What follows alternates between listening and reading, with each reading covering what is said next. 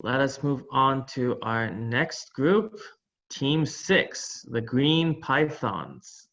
All right. Hi, I'm Alex. I'm the team lead, and I make sure that we work as a team. I assemble the hardware, and I create meetings outside of class. Hi, my name is Sitya, and I'm the horror researcher. Basically, I was in charge of researching component that we needed and their uses. Hi, my name is Nancy. I'm the code head programmer. I make sure the code runs perfectly. Hi, my name is Dahlia. I'm the co-head programmer as well, and I make sure the code runs perfectly. I'm Eva. I'm the documenter. I take notes on meetings. The problem we solved was that low-income neighborhoods have higher rates of burglary, and we wanted to make neighborhoods safer and secure. Our solution is that we made a cheaper alternative to home security systems. With this solution, rates of targeted burglary will decrease. Next slide. Okay, so our hardware. So what is our project? Our project is a Raspberry Pi with a camera built with a sensor for a door. Some of the components that were involved in this project was, of course, a Raspberry Pi, which was a mini computer that every component had to be connected to, and a monitor, which we used to display the images and videos that we took, the buzzer, which made a beeping noise once our Raspberry Pi recorded a certain amount of videos, a distance sensor, which is also called ultrasonic rangefinder, to sense if the door was open or not, the LED to inform us if the system was active, the button to turn the system on and off, and finally the Pi camera to record and take videos. So during this project, we had two component types, the input and the output. Some of the component types for input were the camera, the button, and the sensor, the distance sensor, and some of the components for outputs were the LED, the buzzer, and the monitor. So the assembly process. First, you needed to connect a monitor to a keyboard and a mouse to the Pi so we can code our project. Then we connect and the camera to the Pi. After that, we plug all the breadboard components into the available GPIO pins. Then we run our codes. Next slide, please. Software. This is the code we use for our project. We use the language Python to code it. How does it work? It enables Raspberry Pi to connect to hardware. All the code is used that allow camera to record when sensor detect movement.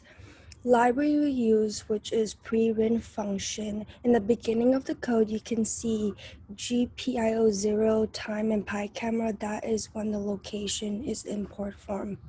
So like Nancy said, the imports are located up top, and we also have global variables. Now, global variables can be used throughout the entire code, and if you guys don't know what variables are, variables are used to store information, so it may be referenced or manipulated later on in the code. We also have a function for when the button is pressed. So when the button is pressed, it will simply run the code below it. And we also have a while loop. So while the while loop runs all the time, it gives the Raspberry Pi logic, and so that it will know when to start and stop recording. An issue we ran into was getting the camera to record instead of taking pictures. And we fixed this by using the sensor to activate the camera by assigning it a certain distance, which enables it to record. Next slide.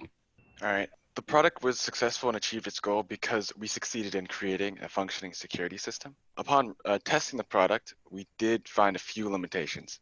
When running the product for long periods of time, it will eventually fill up, but it'll fill up with space of the recorded video, but that would only happen if you run it endlessly, hours on end. Our second limitation is with the sensor itself. Depending on what angle the door is at, the sensor will read inaccurately. But this could all be fixed with the setup process.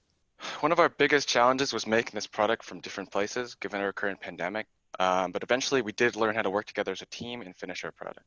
In the process of creating our project, we learned how to code in Python and how to use Raspberry Pi spins. Next slide.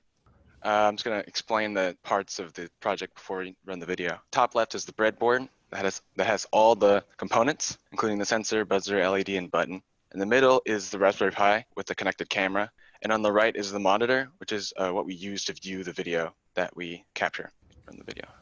Okay, so to activate the system, you simply need to just click the button on the left of the sensor and then leave your home. Now, when somebody breaks in through the front door, the sensor detects that the door is open and starts to record video.